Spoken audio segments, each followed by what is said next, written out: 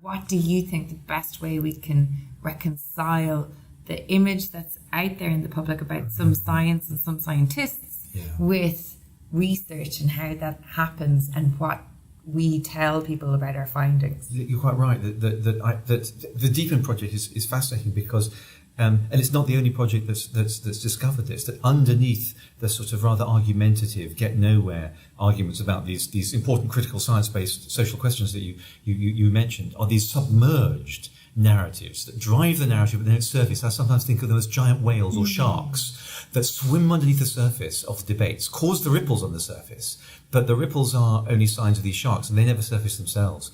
And of course, the reason that we don't get anywhere is that when, for example, a sort of anti-vaccination or anti-nanotechnology or whatever campaign gets going, it's the superficial debate looks as if it's about technical issues, but it's not really about technical issues. It's about these fears of exploitation or desire or lack of control or nature being sacred that we're messing about with. Those are the real arguments, but they're being met by little technical issues, and that's at the surface. So there's this huge debate underneath swimming along, trying to be met with a little boat on the surface which is talking about experiments. And no wonder they don't get anywhere, because they're not at the same level. So what I'm trying to do, in what I was saying last night, is to look for ancient sources for wisdom. Not to replace the technical important discussions, because they're important too, but to supplement them with a big fish that swims underneath. So science's positive big fish is this search for wisdom, and I think we could talk about the Book of Job to people. I think we could talk about the best poem that ever got written about questioning nature in an open-ended way, which is to be found in chapter 38 of the Book of Job and the subsequent chapters when God finally answers this poor suffering man, and he answers him with all these questions about how stars behave and about where light comes from, and about how hail gets formed, and about how rock badgers, where they go to lay their to give birth to their young, and all the wild side of nature, where the lightning strike falls, and it's people don't realise this is in the Bible, but they should, because it's just extraordinary. And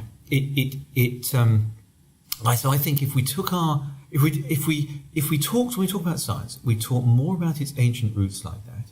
If we talk more about the open-ended question being the key imaginative step in science, rather than the neat little answer, including living with the open question.